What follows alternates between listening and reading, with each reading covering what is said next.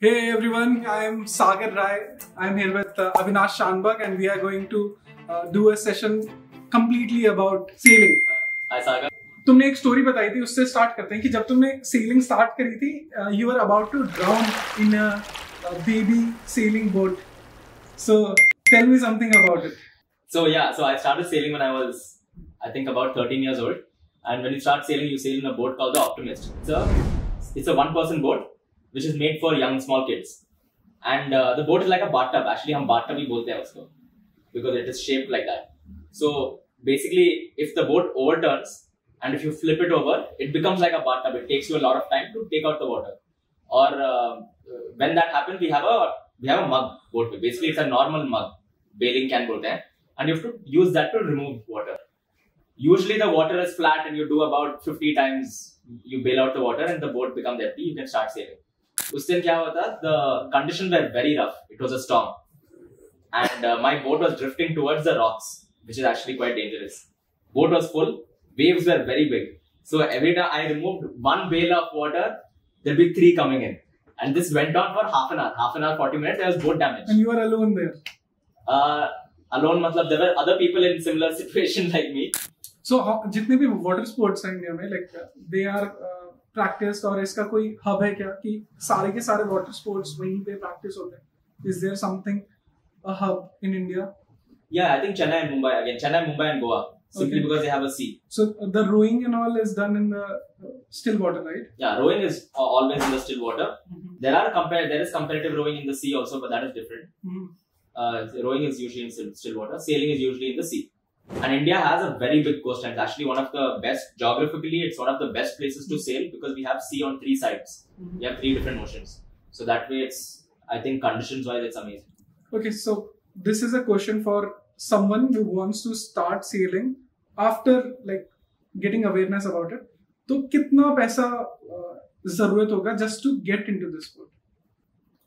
So what is this person's motivations? How old are they? Like they are young, like any age, like working class. Basically working class he afford कर सकता है, like वही aspirants होते हैं. अगर उनके parents तुम्हारी तरह अगर किसी sailing club से join नहीं है, तब तो working class ही actually plan कर पाएगा कि यार sailing explore करता हूँ. Like I like ocean and all. I want to explore water sports. If they think of pursuing sailing, so कितना पैसा initially? Yeah, so it depends again on the motivations.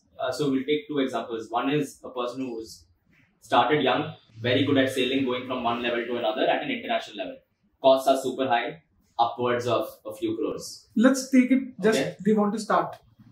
If you just want to start, actually the expense is fairly low if you think of it, because the first thing is to get access to a sailing club, right? And usually in most sailing clubs there are boats already. And because the community is very small, people who are boat owners will give you their boat to sail. Somebody will teach you and stuff. Rental and all is correct. So from a rental perspective, it's about $1,000 to $5,000 per day. You can say per day.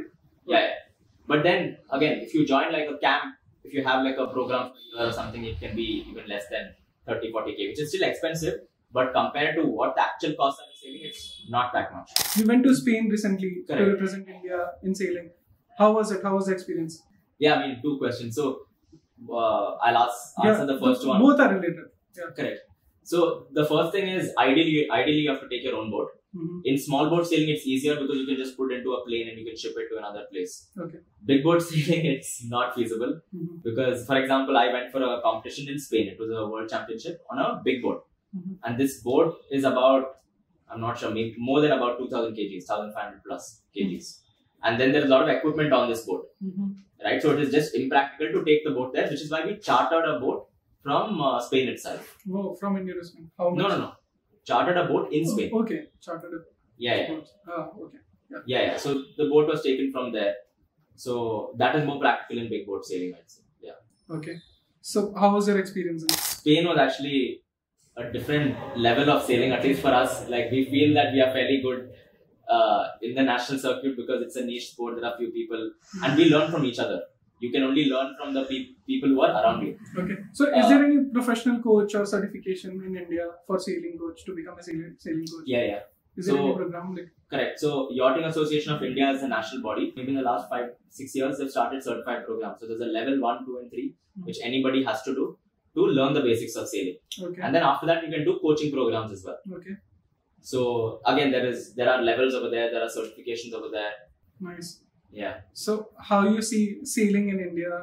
Like how is it going?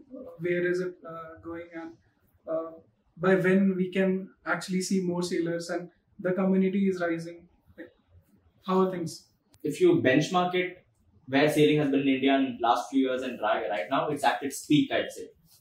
Based on simple fact is that we had about 4 sailors go for the Olympics in 2021 Tokyo, which has never happened in the history of sailing, ever. Right? So in that level, it's the highest. But at an international level, it is super nascent, I'd say. Super nascent because India as a country, we are a developing country. We're not a developed country. True. Aspects you need in sailing are, number 1, access. Second is good infrastructure. Third is great training facilities. Fourth is, I'd say, great coaches. And I forgot, spending power. You need to be able to spend that money. So even if you keep the spending power aside, all of these aspects are still not there in India as yet. Right? So usually, if you're really good at sailing, you have to learn from the best at an international level. Otherwise, you'll go nowhere. Right? It's not possible to just do it on your own and become great.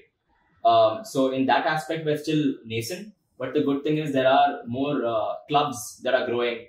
In fact, Tamil Nadu, where I stay, like the government has started to fund water sports schools. So there are more schools coming in, more people getting access to the boat, access to the sport. Not just sailing, all water sports. So that is brilliant. So which brand has been the most supporter of sailing in India? In what sense? Sponsored. The logos that you have seen around. No, I think so. The thing in sailing is that most of the people are sponsored by companies that are really big. It has nothing to do with sailing. So, like, right? What are those? It can be any company with money. For example, like recently we went for a championship. There was a Central Reserve Police Force. Okay, CRPF sponsored. CRPF. So they sponsored a sailing club. So tell me, like, top 3 athletes from India in sailing. Who are those, and why do you see them as the best individual in sailing in India? From a comparative aspect, obviously the guys who have gone for Olympics, their names are Vishnu Sarvanan, Varun Thakkar, Ganapati, Netra Kumaran. So these are people who have gone for the Olympics. This is at the highest level in the world, as you know. So that is one. The second is there is something called offshore sailing. Offshore sailing is sailing from one point to another. So there's someone called Avinash Shanbhag, who I had the opportunity to sail with in a team. Wow. He has sailed around the globe in something called as a Golden Globe race. Wow. And that is an insane feat. No Indian has. There's one Indian who's done it before this. He did it solo. Solo circumnavigated the globe. Wow. There's someone else called Vartika Joshi. She's again been one of the only female team from India to have sailed around the globe. So they did it as an expedition. He did it as a race. Dilip Donde, he's again circumnavigated the globe. So these are the big names. Yeah, these are the OGs in offshore sailing. So anything you want to tell to the listeners, viewers जो ये podcast देख रहे होंगे and जिनको मन करेगा कि वो sailing opt करें and sailing explore करें, so what are your suggestions? And you have actually ran a company called Sportifying India in the past, जो adventure sports explore करवाती थी. तो I think your motivation and vision behind the company was कि तुम sailing और water sports ज़्यादा से ज़्यादा लोगों को experience करवाओ and help them out to get into some water-based sporting activities. So, उनके लिए क्या message है? Yeah, correct. I mean, I did run a company where we got people into sailing as a sport and other water sports also. Most of the people we got were at a leisure level and also people who just want to try out the sport. But at a broad level, I think sailing is actually one of the best sports to get into simply because of like 2 things. One is at a competitive level, you take a sport like cricket, just by pure maths, if you take it. It is hardest to do well in India in cricket because of the numbers, right?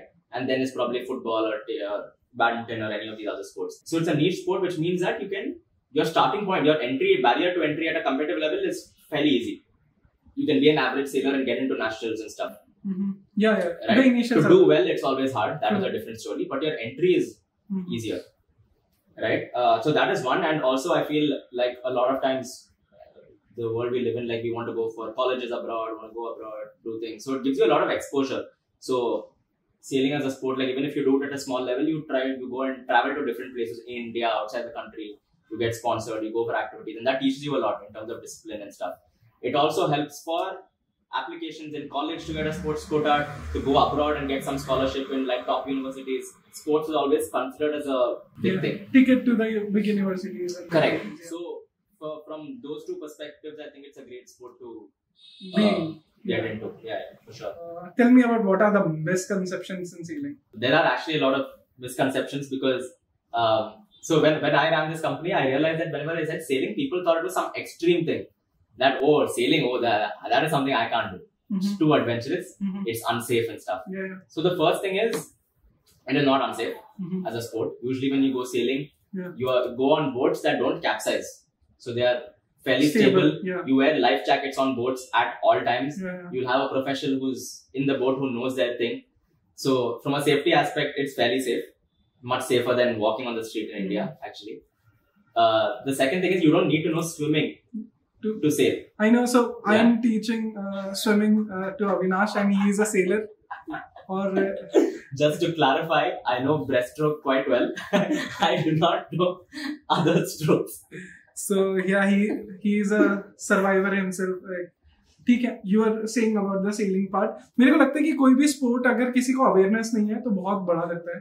Like अगर हमें किसी subject के बारे में नहीं पता तो हमेशा complex लगता है. But when it gets introduced to us in a good manner and simplified manner, तो हम easily उसको समझ पाते हैं.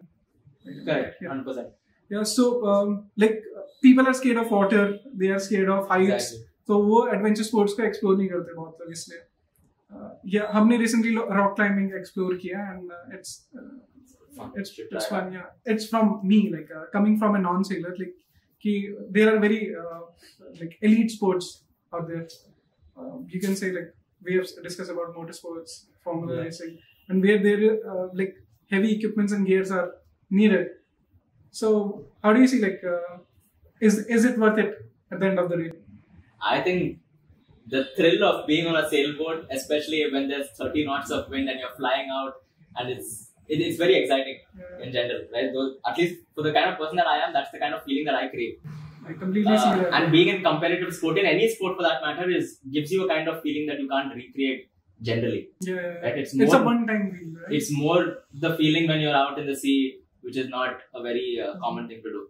So depends on your aspirations, but for me, 100%. It's always worth it if you can afford it. True. Okay, guys. Thanks for listening to us, and we will cover more discussions about this. If you have any questions about it, we will create a reel only for you to discuss your doubts and all. And thanks for your time, Avinash. It's a pleasure having you here. Like, share, and subscribe to KIBI Sports. Thank you, guys.